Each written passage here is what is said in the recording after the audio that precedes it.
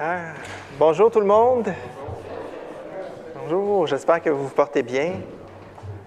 À la veille des vacances, vous savez, je suis à temps partiel dans un travail séculier, puis ça fait en sorte que je n'ai pas le choix d'être à temps partiel dans l'Église. Et quand on arrive proche des vacances, ça n'existe plus, cette réalité-là. On est à temps plein aux deux places. On a des choses à préparer pour quand on va être parti en vacances. Donc, ce qui a souffert cette semaine, c'est le sommeil.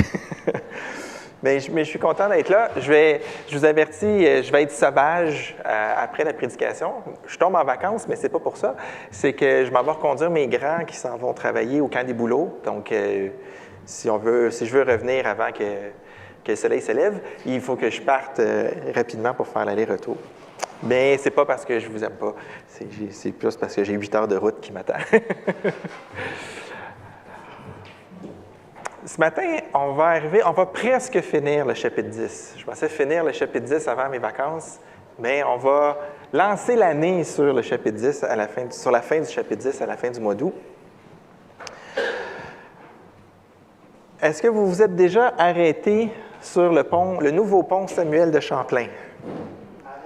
Bien, arrêtez, mettons en vélo, ou en tout cas, contempler, pris dans la circulation en dessous, pouvoir le regarder. C'est un pont demi-suspendu. C'est un pont à haubans avec des pylônes, puis il y a des câbles qui tiennent le tablier du pont. Et les câbles sont très, très, très sous tension. Et le pylône qui est dans le milieu se fait tirer des deux côtés. Beaucoup de tension, beaucoup de stress.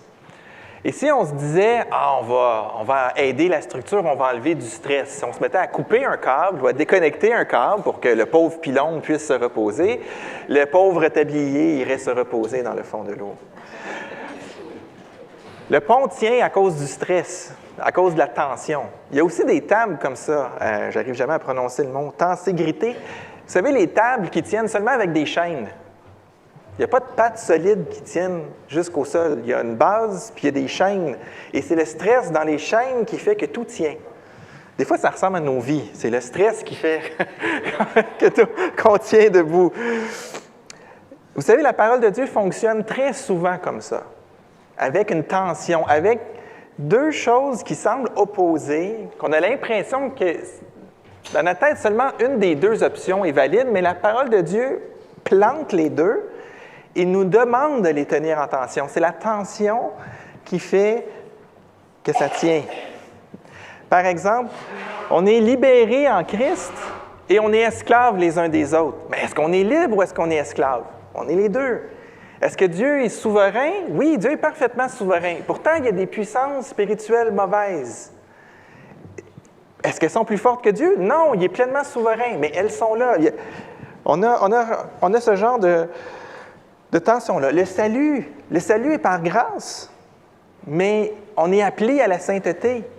Bon, mais là, si je dois travailler sur ma vie, est-ce que j'ai mon salut? Est-ce que mon salut dépend de mes œuvres? Ton salut ne dépend pas de tes œuvres. Tes œuvres dépendent de ton salut. La sainteté, ce n'est pas une option. Ce n'est pas parce que je suis sauvé que maintenant je peux faire n'importe quoi. Le réflexe naturel, souvent, c'est d'essayer de relâcher un câble. C'est de se dire, OK, je vais déconnecter. C'est compliqué de réfléchir en tension, parce qu'on est obligé de faire l'aller-retour constamment. Et notre texte ce matin fait ça. Il construit exactement de la même manière. On va recommencer à partir du verset 14, comme la semaine passée, mais on va regarder une autre facette, puis on va se rendre jusqu'au verset 30 ensemble. La semaine passée, c'était la table du Seigneur. Et Paul dit, on a un seul pain. On est nombreux, mais on participe tous à un seul pain. On a vu qu'on ne peut pas participer tout seul, n'est-ce pas? Je ne peux pas participer à l'écriture d'un livre si je suis tout seul qui l'écrit. À ce moment-là, on dit que j'écris un livre. Mais si je participe, il y a d'autres personnes qui sont impliquées. Un corps, une communion réelle avec Christ au pain et à la coupe. On est à la table du Seigneur. Et là, Paul va poser la question, comment cette communion-là avec le Seigneur, le fait qu'on est unis, qu'on participe avec le Seigneur à l'œuvre qu'il est en train d'accomplir, on disait ensemble dans la moisson tantôt, c'est l'œuvre du Seigneur sur la moisson. et il nous met dedans. Ça va dire quoi de façon concrète pour nos vies? Et la réponse, comment Paul structure ça? Il parle d'un problème concret pour les Corinthiens. Nous, on va devoir se l'approprier. Ça passe par nos tables, les tables auxquelles on va s'asseoir. Donc, dans les temples, il y avait des tables, on mangeait le repas après les sacrifices, on pouvait être assemblés. Ou dans les maisons, les gens s'invitent à manger, il y a des tables, on s'assoit pour manger. Paul va parler de tables. Pour les Corinthiens, c'est des vraies tables avec des vrais repas. Pour nous, ça va être les endroits où on communie, les endroits où on participe. Paul va nous appeler à observer nos comportements lorsque l'on se met à s'intégrer dans quelque chose, à participer à quelque chose.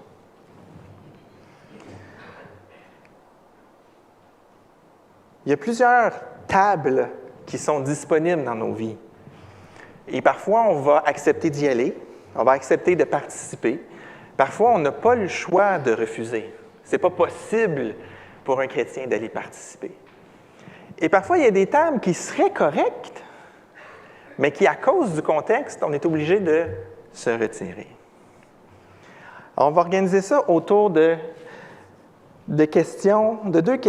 Que veut ton maître? Bien, à qui appartiens-tu? Et que veut ton maître? Frédéric nous a lu Romains 14. Jésus a tout donné pour qu'on lui appartienne. Si tu n'aimes pas ça, le concept d'être attaché, d'être la propriété de quelqu'un, c'est le vocabulaire que la parole de Dieu nous donne. On appartient à Dieu. Donc, on va lire ensemble du verset 14 jusqu'au verset 30. « C'est pourquoi, mes bien-aimés, fuyez l'idolâtrie. Je vous parle comme à des personnes intelligentes. Jugez vous-même de ce que je dis. La coupe de bénédiction que nous bénissons, n'est-elle pas la communion au sang de Christ? Le pain que nous rompons, n'est-il pas la communion au corps de Christ? Puisqu'il y a un seul pain, nous qui sommes nombreux, nous faisons un seul corps, car nous participons tous à un même pain. Voyez les Israélites, ceux qui mangent les animaux offerts en sacrifice, ne sont-ils pas en communion avec l'autel? Que veut donc dire? Que la viande sacrifiée aux idoles aurait de l'importance? Ou qu'une idole serait quelque chose? Pas du tout! Mais ce que les non-juifs sacrifient, ils le sacrifient à des démons et non à Dieu. Or, je ne veux pas que vous soyez en communion avec les démons. Vous ne pouvez pas boire à la coupe du Seigneur et à la coupe des démons. Vous ne pouvez pas participer à la table du Seigneur et à la table des démons. Ou bien voulons-nous provoquer la jalousie du Seigneur? Sommes-nous plus forts que lui? Tout m'est permis, mais tout n'est pas utile. Tout m'est permis, mais tout n'édifie pas. Que personne ne cherche son propre intérêt, mais plutôt celui de l'autre. Mangez de tout ce qui se vend au marché sans vous poser de questions par motif de conscience, car la terre et tout ce qu'elle contient appartient au Seigneur. Si un non-croyant vous invite et que vous acceptez d'y aller, mangez de tout ce qu'on vous présentera sans vous poser de questions par motif de conscience. Mais si quelqu'un vous dit « c'est de la viande offerte aux idoles », n'en mangez pas, à cause de celui qui vous a informé et par motif de conscience. Je parle ici non de votre conscience, mais de celle de l'autre. Pourquoi, en effet, ma liberté serait-elle jugée par une conscience étrangère? Si moi, je mange avec reconnaissance, pourquoi je devrais être blâmé à propos d'un aliment pour lequel je remercie Dieu? C'est rare que je prenne autant de textes d'un coup. Et c'est un texte qui, pratiquement pour chaque verset, on pourrait passer beaucoup, beaucoup de temps, mais quand on fait ça, on perd de vue l'ensemble. Et là, je trouve que l'ensemble est vraiment important pour nous. Donc, je résume tout ça dans une longue phrase. Notre communion au Christ fait de nous sa propriété exclusive. Virgule. Et cette appartenance nous libère. Virgule. On est libre pour la sainteté. On est libre de toute crainte. Et on est libre de tout donner pour l'Évangile. Ce passage-là n'est pas tant des règles de conduite Est-ce que c'est correct de manger telle chose? Est-ce que c'est pas correct de manger telle chose?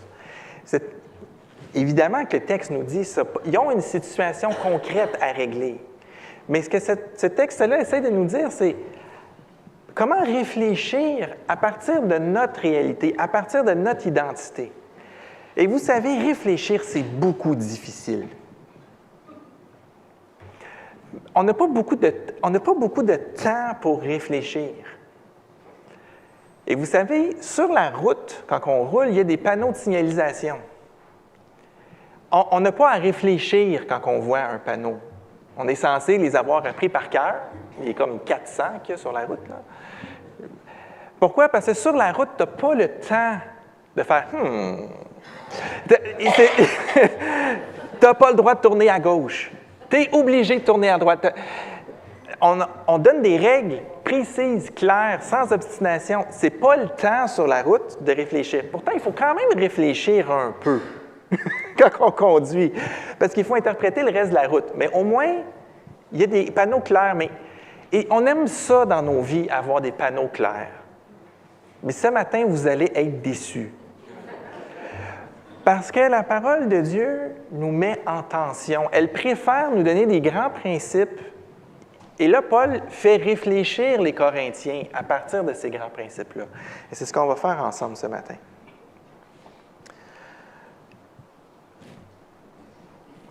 On se pose deux questions. Puis la deuxième question, on va la regarder sous deux angles. Le premier, c'est le « c'est pourquoi ». Le « c'est pourquoi » du verset 14. On l'a vu au verset 1 à 13, Paul raconte l'histoire d'Israël. Dans le désert, ils ont participé au même rocher, ils ont mangé un pain spirituel, il y avait leur propre signe de la grâce et ils sont tombés dans l'idolâtrie. Et là, Paul avertit les Corinthiens. Vous avez des signes de la grâce, vous êtes bénis, vous avez des expériences, vous êtes sur le point d'aller dans l'idolâtrie. La grâce n'est pas une assurance. D'où le fait que la grâce est une assurance, mais n'est pas quand je dis que ce n'est pas une assurance, c'est que ce n'est pas que « maintenant que je suis sous la grâce, je fais n'importe quoi ».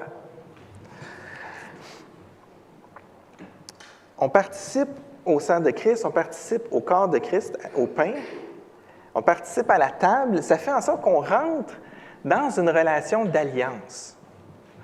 Dans une relation où la fidélité à l'alliance et à ceux qui font partie de l'alliance est importante. Et là, au verset 18, Paul rappelle, les Israélites, lorsqu'ils offrent des sacrifices à Dieu, ils participent à l'autel, ils participent à tout ce que représente l'autel. On participe au fait que l'Éternel a donné la loi, qu'il a demandé qu'on le loue de cette façon. Lorsque les Israélites font ce que Dieu demande en offrant des sacrifices, ils communient avec l'autel. Ils sont en train de participer à l'alliance. Ils font vivre l'alliance. Vous me suivez? Manger à la table qui vient d'un culte, c'est participer, c'est s'unir à la divinité qui est derrière. Ce n'est pas un geste neutre. On s'attache à quelque chose. Et là, Paul est en train de dire, donc, en arrière-plan, depuis le chapitre 8, on est en train de parler des viandes sacrifiées aux idoles. C'était un gros enjeu pour les Corinthiens. Fait que là, au chapitre 8, c'était un enjeu. Chapitre 9, Paul montre qu'il retient sa liberté.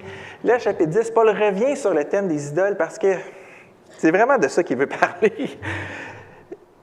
Et là, quand les Israélites font des sacrifices, ils participent à l'autel. Et là, les Corinthiens anticipent déjà, Paul anticipe la réponse des Corinthiens.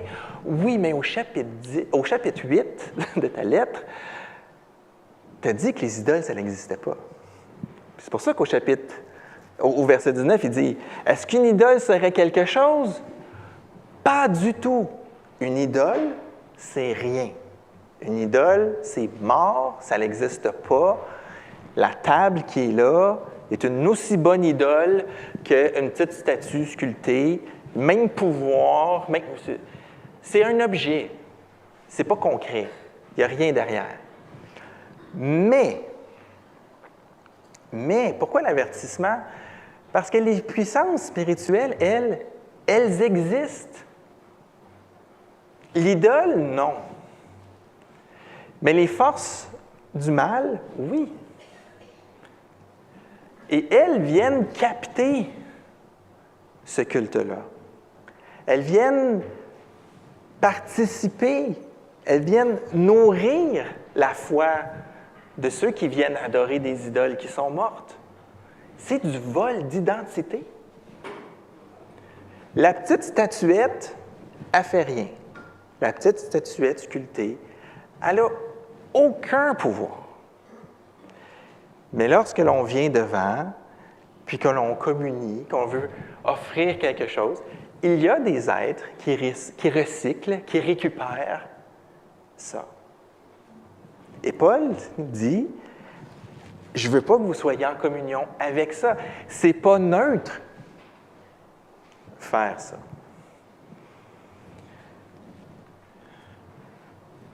Vous pouvez aller au Toys R Us, pour ceux qui sont encore ouverts, parce que je pense que c'est pas mal, c'est fini, c'est mort.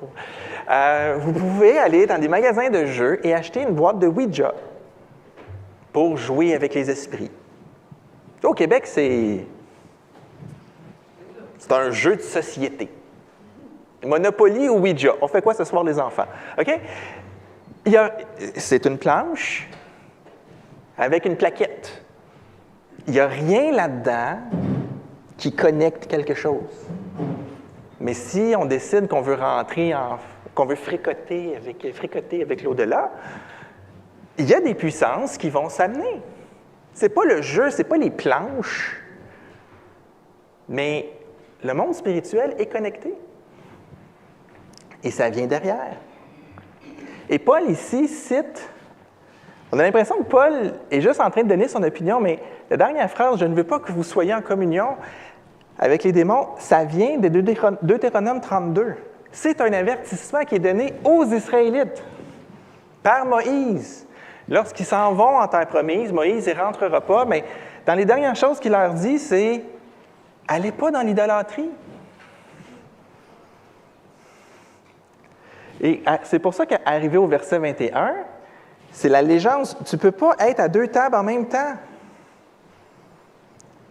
Et Paul ne le met pas comme un interdit. Oui, c'est interdit, mais il le met comme c'est impossible, c'est incompatible, c'est absurde. Comme si moi, je voulais être marié avec deux personnes, comme si pour chacune des personnes, j'étais marié juste avec elle. Comprenez-vous? Là, aujourd'hui, il y a le polyamour, machin, mais là, c'est comme si je vais avoir une relation exclusive avec toi.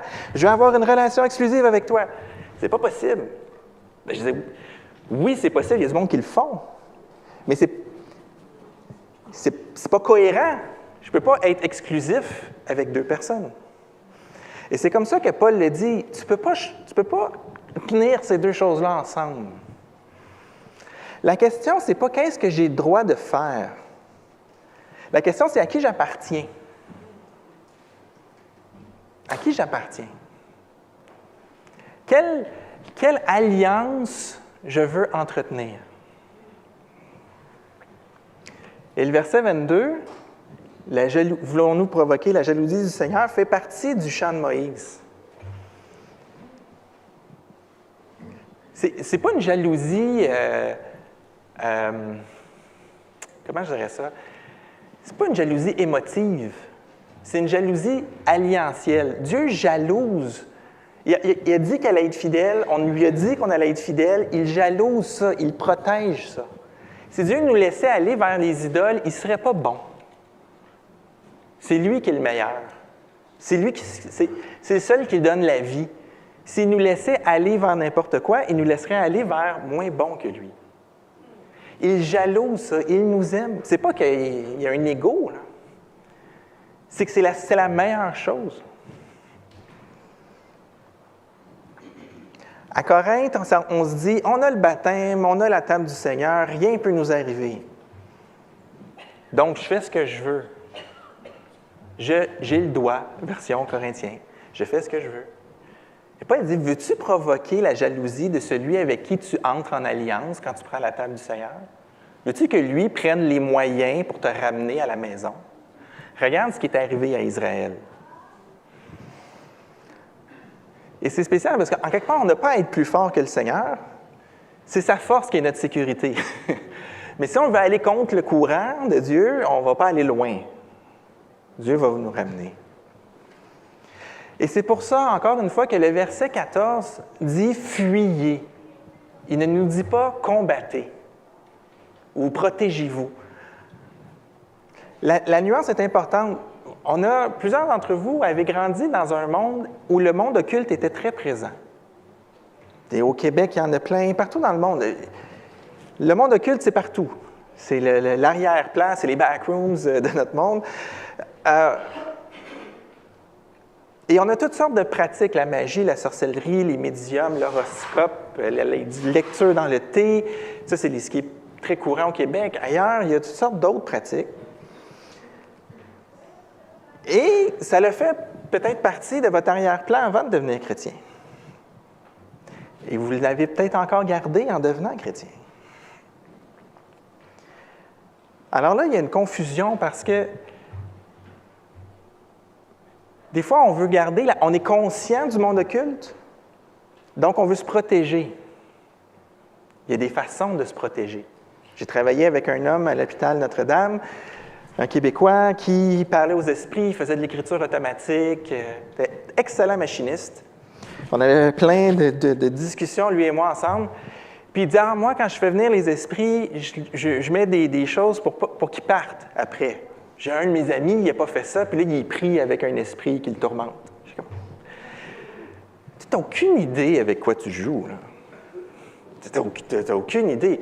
Qui t'a suggéré que des chandelles de telle façon, ça pouvait faire en sorte que l'esprit que tu invoques allait être un bon esprit? Ça vient d'où, cette connaissance-là? Bien, d'un autre esprit. Ah! Moi, je vais me partir un site web, Jean-Philippe Robichaud, consultant financier, puis je vais dire, Jean-Philippe, comme témoignage, Jean-Philippe Robichaud est un excellent conseiller financier. On n'a pas de... À part ce que la parole de Dieu nous dit, on n'a pas, nous, de moyens d'aller puiser dans le monde spirituel. On est appelé à fuir. Mais fuir quoi? Pas fuir les démons, fuir l'idolâtrie.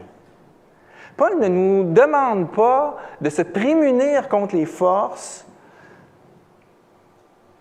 de tout développer une stratégie, comment faire face aux forces du mal, de la sauge par ici, se débarrasser de tel objet. Paul n'est pas là. Paul, ce qui l'inquiète ici, ce n'est pas les démons. C'est notre cœur. C'est l'idolâtrie. C'est l'idolâtrie le problème. Les forces, elles sont vaincues par le Seigneur. Ça ne nous empêche pas, nous, d'aller vouloir jouer avec elles. Et des fois, on est dans le monde occulte, et là, on devient chrétien, et qu'est-ce qu'on fait? C'est qu'on transforme les amulettes en versets. On transforme des rituels en prières. On a l'impression qu'on doit continuer à faire ce qu'on faisait avant pour se protéger du mal, mais avec des outils chrétiens. Mais nulle part dans la parole, on nous demande de faire ça. Et c'est important, là. Nulle part, on a des instructions. On est appelé à résister au diable par la foi puis en recherchant une vie sainte. Ça, c'est les instructions qu'on a. Pas d'outils. L'ordre que Paul donne porte sur notre fidélité, pas sur notre peur. Et frères et sœurs, ce principe-là, oubliez le monde occulte pendant 15 secondes. Ce principe-là est toujours vrai. Est toujours vrai. Fuir l'idolâtrie, ce n'est pas une question de puissance, c'est une question d'allégeance. Une phrase que je dis souvent, mes enfants vont la reconnaître, la peur, c'est un bon conseiller, c'est un mauvais maître. Si on a peur de quelque chose, on fait comme OK, je dois faire attention, mais si la peur du futur, la peur d'une rencontre, la peur de qu'est-ce qui va m'arriver, si ça contrôle votre vie, ce n'est pas un problème de puissance, c'est un problème d'allégeance. Est-ce que c'est le Seigneur qui est ton maître? Sois fidèle à lui. Lui s'occupe de tout le reste. Lui te donne la victoire. Lui a obtenu la victoire. Tu es caché en lui, tu as la victoire. Activement chercher à se protéger des puissances. J'insiste sur ce thème-là parce que c'est vraiment le thème du texte. C'est donner beaucoup trop de pouvoir à ces puissances-là.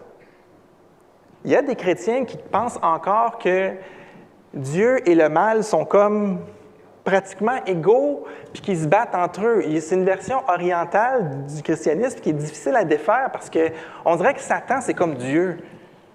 Puis qu'ils se battent, sont comme égaux, puis qu'ils se battent, puis là, Dieu va avoir la victoire parce que l'armée, puis... Mais c'est pas ça le vocabulaire biblique. Satan, c'est une créature. Puissante, glorieuse, machin chouette, mais quand même juste une créature. Il y a moins de distance de puissance entre moi et Satan qu'entre Satan et Dieu.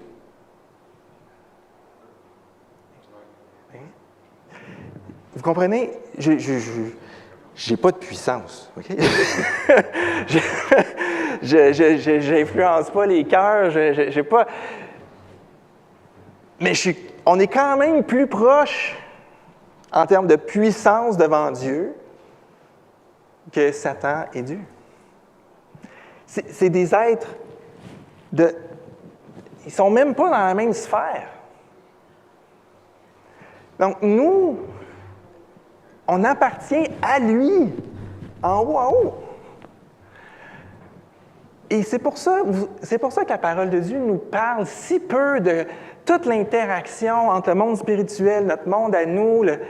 J'ai trouvé ça beau, le texte de 3 Jean que Frédéric a choisi, parce que le souhait de Paul, c'est que son ami soit en santé. Le souhait de Jean, c'est que son ami soit en santé physiquement et spirituellement. C'est pas comme si notre corps était de la boîte. Pour le Seigneur, tout ça, c'est important. Ça fait partie. Mais nous, des fois, on a l'impression que le monde spirituel, c'est comme la seule affaire vraie. Mais non! Notre corps aussi, le terrestre aussi, c'est important pour Dieu. Mais on a l'impression qu'il faut aller jouer dans le monde spirituel ou qu'il y a quelque chose de... C'est pas à ça qu'on est appelé. Ça ne fait pas partie de ce qu'on a à faire. Ah oui, mais on voit les disciples dans Actes des Apôtres, ils se promènent, ça chasse des démons, ça guérit. Oui, Dieu il faisait quelque chose à ce moment-là. Mais c'est où les instructions dans le reste du Nouveau Testament pour chasser les démons? Il n'y en a pas. Je ne suis pas en train de dire qu'il n'existe pas. C'est une réalité. Mais je suis en train de dire que le rôle du chrétien, ce n'est pas de devenir un ninja en exorcisme. Ce n'est pas ça le but. Si ça avait été le but, il y aurait des instructions. Il y a plus d'instructions sur la médisance, les dépendances, la pureté, rechercher la sainteté. C'est ça qui compte pour la vie chrétienne. Mais des fois, les autres choses nous excitent un peu. On trouve ça le fun, on est curieux. Moi, je suis un gars curieux. J'aime ça comprendre les affaires. Quand j'étais un jeune chrétien, je disais à Gilles, genre, j'essaie de comprendre un peu le monde des ténèbres, tout ça. Je faisais des lectures le plus sobres possible sur le sujet, parce que mon réflexe d'arts martiaux, c'est si tu veux vaincre ton ennemi, il faut que tu le connaisses. Puis Gilles m'avait dit, à l'époque, je ne sais pas si tu t'en souviens, Gilles, ça fait longtemps, apprends à connaître Dieu, ça va être correct. OK, on me concentrer sur le Seigneur. Mais c'est un petit conseil d'une très grande sagesse, parce qu'on peut se perdre dans le reste. Maintenant, après la gravité de 14 à 22, le ton change. Parce que là, on est appelé à fuir. Fuir les démons? Non, fuir l'idolâtrie. Ça vient avec. Vous allez fuir les démons si vous fuyez l'idolâtrie. Protégez votre cœur. Et là, le ton change. Maintenant qu'on appartient au Seigneur, puis qu'on travaille à purifier, à clarifier notre lien d'appartenance avec le Seigneur, à le protéger. Là, on tombe dans la terre et tout ce qu'elle contient appartient au Seigneur. Là, ça veut dire que si la viande qui est dans les temples, les gens qui la donnent, ça communie avec les démons, clairement, je ne peux pas manger ça. Puis là, Paul dit, quand tu reçois quoi que ce soit, la terre et tout ce qu'elle contient appartient au Seigneur. Le bœuf qui était dans le champ, puis qui broutait de l'herbe, il appartient au Seigneur. Il s'est ramassé dans un temple, sacrifié à une idole. L'idole n'existe pas. Le bœuf appartient au Seigneur. Il se fait couper en morceaux, un beau filet mignon, ça se retrouve sur le marché. On te l'offre à manger, il appartient à qui le filet mignon? Au Seigneur. La terre et tout ce qu'elle renferme appartient au Seigneur. Est-ce que je dois enquêter sur la provenance de ma bouffe? Elle appartient au Seigneur. Oui, mais c'est marqué halal. Ah, est-ce que je suis en train de manger de la viande qui a été préparée selon des principes qui ne fonctionnent pas? Est-ce que c'est grave?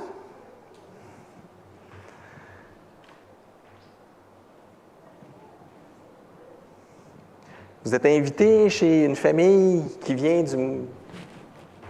des Philippines.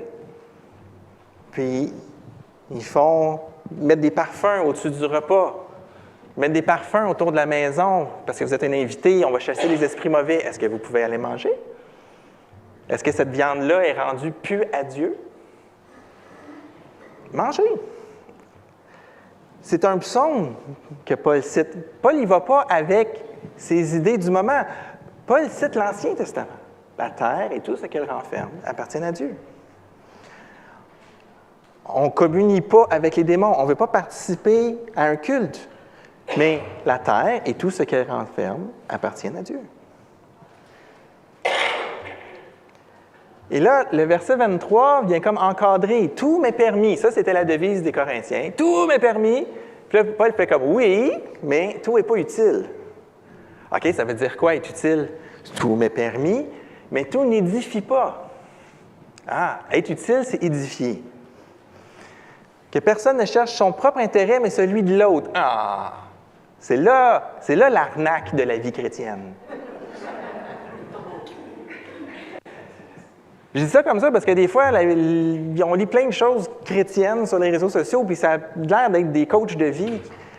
Je vous dis, des fois, même ChatGPT est plus spirituel que ces affaires-là.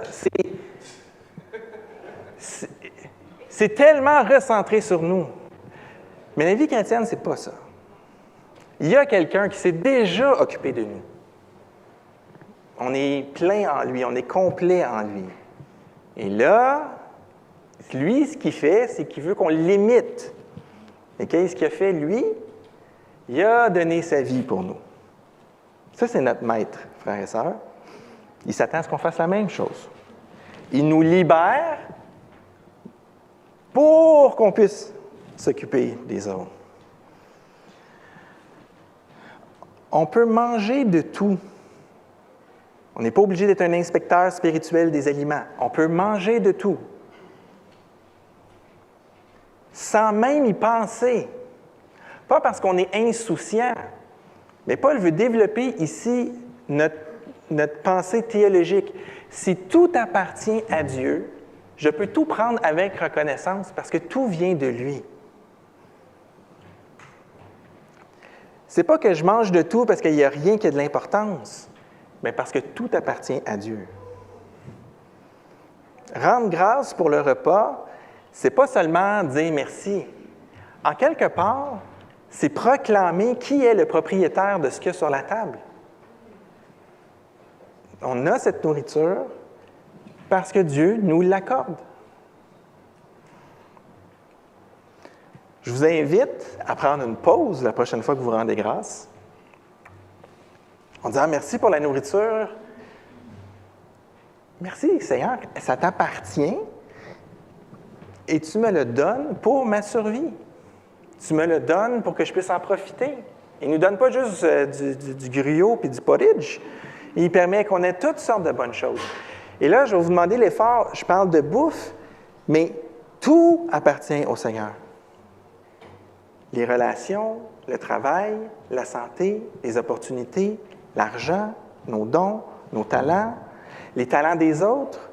Quand quelqu'un vous rend un service, quand quelqu'un vous fait du bien, c'est que Dieu vous donne à partir de quelque chose qui lui appartient.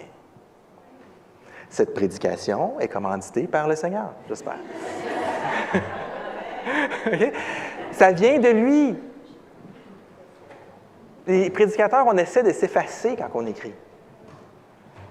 Parce que ce n'est pas nous qu'on met en scène. On veut que la parole de Dieu, c'est quelque chose que Dieu vous donne. Fait que là, c'est un peu compliqué parce qu'on mange de tout. Bien, OK, on ne communie pas à la table des démons. Ouais, mais on peut manger de tout. Ah, c'est plus facile, c'est plus simple. Un panneau sur la route, tu peux manger de tout. Reçois tout avec reconnaissance, tu peux manger de tout. Et là, Paul fait comme, ouais, mais pas vraiment. Là, on est comme le petit pilier là, sur le pont Champlain qui tient les deux morceaux du tablier. Parce que là, il y a même un troisième câble. Tu sais. On ne communie pas, mais on n'a pas à avoir peur. On peut manger de tout parce qu'on sait à qui on appartient et on sait à qui toutes les choses appartiennent. Mais là, il y a un autre principe. C'est le verset 28. Ah, j'ai oublié de le... Ouais, non, là, je suis en train de... Ouais, voilà. Là, il y a le fameux verset où tu es chez un ami non-croyant, il a acheté de la super bonne viande au marché des idoles, ça sent bon. Puis là, je coupe ça, c'est beau, c'est saignant, la petite sauce, les oignons, c'était pas ça la bouffe à l'époque, c'est pas grave. Attends! Oh. Non. Ça vient d'un temple d'idoles. Là, les commentateurs écrivent 45 volumes sur qui dit ça. Ça vient d'un temple d'idoles. C'est pas clair. Est-ce que c'est un frère qui n'a pas encore compris que c'était pas grave, puis qui veut t'empêcher de commettre une erreur? Ça, c'est une possibilité. Est-ce que c'est un non-croyant qui fait « Hey, en passant, toi, je sais que tu es dans une affaire bizarre, là, mais tu sais, ça a été sacrifié au dieu machin. » Je t'informe. T'as cru que tu es allergique. Ou, hey, le dieu machin, l'idole machin, c'est l'idole de la prospérité. Cette viande-là, elle vient de là. Mange-en, ça va être bon. Ça va. Vous avez besoin d'argent, vous autres, pour partir votre nouvelle affaire? Fait que, mange-en, ça. Je te fais profiter du fait que j'ai acheté ça à une place qui apporte la chance. C'est comme 3 cas de figure qu'on a. Et je pense que ce que Paul dit répond à ces 3 choses-là. Fait qu'on n'a pas besoin de s'obstiner avec les commentateurs. Parce qu'il y a 3 nuances intéressantes. Puis je vais essayer de résumer ça un peu, quelque part. Parce que Paul dit, à partir du moment où quelqu'un t'informe de quelque chose, quelqu'un porte à ton attention un détail, la façon dont tu vas réagir dépend beaucoup moins de qu'est-ce qu'il y a dans l'assiette ou de la réalité de la situation que de la réalité de la situation selon cette personne. À partir du moment où une personne te dit « ça, je pense que c'est pas correct » ou au contraire « hey, ça a été sacrifié à un machin, puis ça va être bon pour toi », comment tu vas réagir comme chrétien? Tout d'un coup, tu es observé. Tout d'un coup, tu vas déclarer ta position. Donc, si le non-croyant te dit « Hey, ça, c'est bon pour avoir de l'argent, mange cette viande-là », puis toi, tu dis « Bien, moi, comme chrétien, je peux participer à cette merveilleuse idée. » Quelle expression de l'Évangile tu es en train de faire? Ouais, j'appartiens à Dieu, mais je peux aussi participer avec toutes les autres. Là, on est en train de brouiller l'Évangile. Un chrétien, c'est bien correct. Ils sont fun, les chrétiens, ils font toute la même affaire que nous autres. Sauf que le dimanche, ils s'en vont dans une bâtisse. Là. Mais sinon, tout ce que je fais, ils le font aussi. Ou tu as le danger de mettre ton frère dans le péché. Dans le sens où lui, il n'a peut-être pas encore compris la séparation entre les idoles et Dieu, le fait que les idoles, ça n'existe pas. Puis là, il dit, attends, on ne peut pas manger ça parce que ça appartient à une idole. Puis toi, tu le manges quand même, puis tu fais comme, OK, fait que comme chrétien, je peux communier à ça. Toi, tu le prends juste comme de la viande, mais lui, il le prend comme toute la patente. Puis là, on est en train d'inciter notre frère à changer de propriétaire. Est-ce que vous me suivez? C'est vraiment fatigant. Fait qu'à partir de maintenant, à table, on ne parle pas.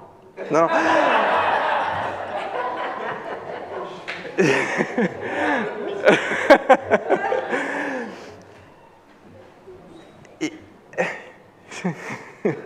Est-ce que mon geste va faire chuter quelqu'un?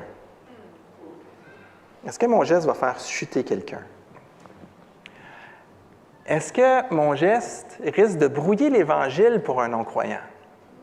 Est-ce qu'à cause de ma participation dans quelque chose, les gens vont associer le Seigneur Jésus et l'œuvre du Seigneur Jésus à quelque chose qui n'appartient pas à l'Évangile? Celle-là est plus compliquée pour nous, parce qu'on ne sait pas ce que les gens pensent.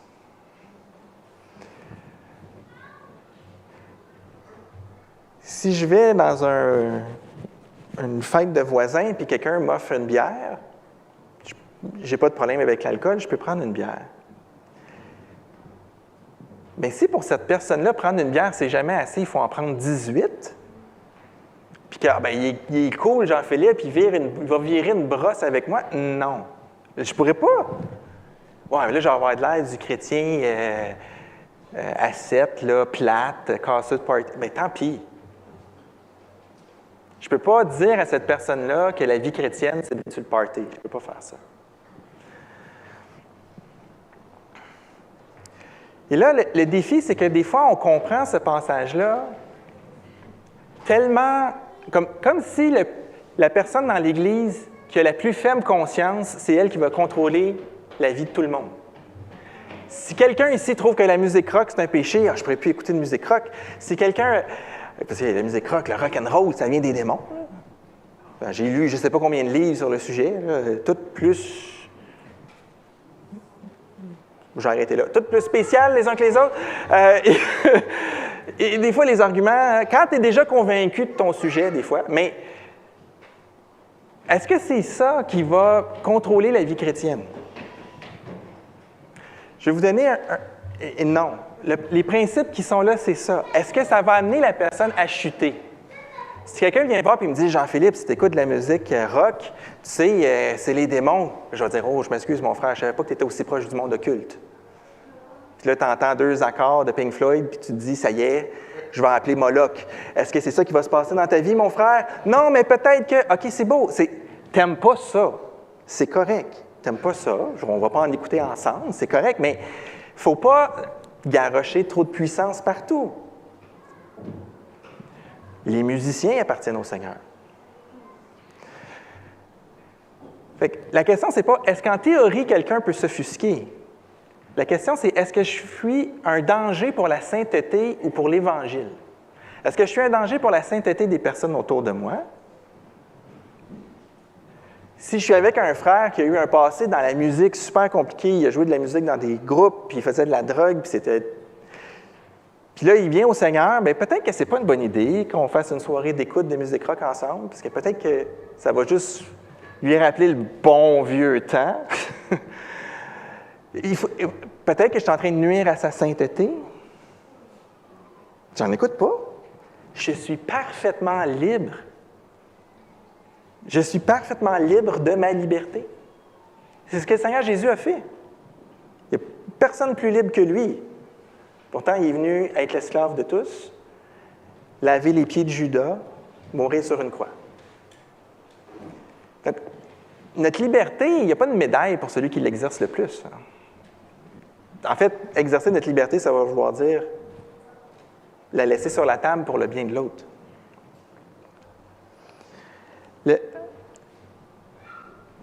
notre témoignage... je suis rendu trop loin. J'ai oublié de mettre une slide. OK. Non, j'ai mal lu mes notes, excusez-moi. Notre témoignage envers les non-croyants, Paul parle beaucoup de la sainteté, puis il veut aussi que l'Église de Corinthe, qui a une visibilité dans la ville, arrête de ne pas avoir de l'air d'une Église du Seigneur. Vous vous souvenez, au chapitre 6, même les non-croyants sont scandalisés de l'Église de Corinthe. T'sais, dans une ville où on se dit que chaque maison a sa prostituée, pour scandaliser le monde, il faut quand même travailler fort. Puis l'Église de Corinthe réussissait à scandaliser la ville. Fait que Paul travaille sur la sainteté, mais il veut travailler sur le témoignage. Et ça veut dire des fois que les non-croyants ont des sensibilités que nous, on n'a pas. Et on doit faire attention à ce que quand on vit devant eux, on communique la bonne chose. Pendant la COVID, il y a eu les fameux vaccins. Et j'ai un frère dans le coin de Saint-Hilaire, il a fait les Forces armées canadiennes. Ce gars-là n'a aucun problème avec les vaccins. Il a reçu tous les vaccins possibles et impossibles. Quand l'armée t'envoie quelque part, il te vaccine. Okay? Il t'envoie au front, il ne t'envoie pas être malade au front. Là. Fait que lui, il n'y a pas de problème avec les vaccins, mais il n'a pas aimé comment ça s'est passé, tout ça, là, l'histoire. Il trouvait que ça allait trop vite, que le gouvernement imposait trop. Fait qu'il dit, moi, je ne prends pas le vaccin. Je n'ai pas peur de la COVID, je ne prends pas le vaccin, je suis libre de ne pas prendre le vaccin, je ne prends pas le vaccin. Il ne prend pas le vaccin, il essaie de mais il continue à annoncer l'Évangile autour de lui, puis là, ben viens-tu au restaurant? Ben non, je ne peux pas aller au restaurant, je n'ai pas pris le vaccin. Tu n'as pas pris le vaccin? Qu'est-ce que c'est ça? Vous êtes de même, vous autres? Fait que là, il s'est dit, je ne suis pas capable d'annoncer l'Évangile, c'est tout en train de perturber mes relations. D'aller se faire vacciner. Est-ce que parce qu'il avait peur de la COVID? Non. Est-ce que c'est parce qu'il se trouvait que le gouvernement faisait la bonne affaire? Non. Mais il trouvait que l'affaire qui n'est pas importante pour lui, c'est qu'il peut annoncer l'Évangile avec le moins de friction possible. D'aller se faire vacciner. Il a laissé sa liberté, son droit de protester contre des choses qu'il trouvait qui n'avaient pas de sens, parce que pour lui, le plus important, c'était pas de ne pas donner la COVID à quelqu'un, c'est de pouvoir lui donner l'Évangile. C'était pas qu'il trouvait ça fatigant, c'est qu'il trouvait ça impossible. Il ne pouvait pas devant Dieu se dire « parce que je veux conserver mon droit de protester contre ce qui se passe, en refusant le vaccin, je suis en train de refuser d'avoir accès à des gens à qui tu veux que j'aille parler. » Bon, OK, c'est beau, je vais aller me faire vacciner. C'est le genre de choses qu'on fait avec notre liberté.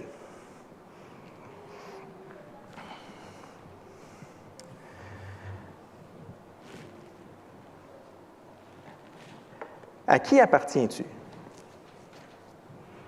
Ça, c'est la question. Et maintenant, quand tu vas aller t'asseoir à une table, là, on parle aller participer à quelque chose avec des gens. Ton maître, qui possède toutes choses, permet que tu aies cette opportunité-là. C'est quoi l'attente de Dieu pour toi à cette table-là?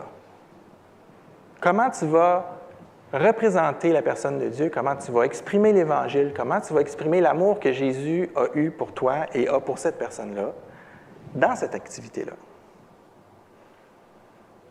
Ça, c'est la question que Paul est en train d'essayer de dire. Et vous voyez, ce n'est pas simple. Il y a des choses qu'on ne peut pas faire. On ne peut pas chercher à appartenir à quelqu'un d'autre.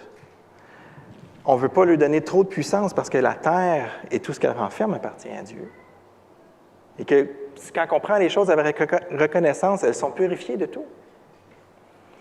Mais on ne peut pas non plus agir libre des autres. On communie avec Dieu, ça implique qu'on va avoir des façons de se comporter envers les autres, là où ils sont rendus, dans le but de jamais être un obstacle à l'Évangile ou à la sainteté de nos frères et sœurs.